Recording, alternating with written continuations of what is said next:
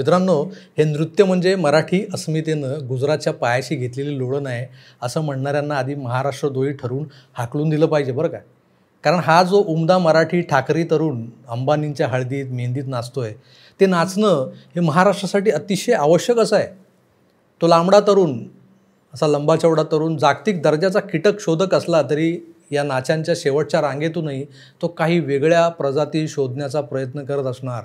माझं खोटं वाटत असेल तर विश्वप्रवक्ते आणि या व्ह्यू रिचर्डचे संजय काका, संजय राऊत तुम्हाला सांगतील की खरं काय आणि खोटं काय. अरे तू या तेजपुंज ठाकरी तरुणाच्या पंजोबांनी महाराष्ट्राच्या झोपलेल्या विझलेल्या अस्मितेला फुंकर घातली. आजोबांनी ती ठिणगी चेतवली आणि मराठी अस्मितेसाठी पुंगी वाजवत भल्या भल्यांची लुंगी फेडली.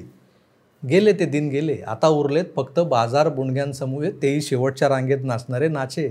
नाचायलाही काय मिळालंय औचित्य म्हणून काय सांगू. हा ताडमाड रिचर्ड ना कधी दहीहंडीला थिरकला, ना गणपतीत गुलालात माखला, ना कधी गरब्यात फेर धरताना दिसला, पण आज गुजराती शेठच्या पोराच्या लग्नात नाचला बुवा एकदाच.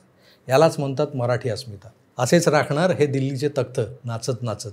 जास्त काही बोलत नाही याचं संजय काका येईल धावून. अरे तू हे ऑन रेकॉर्ड बोलतोय मी बरं का.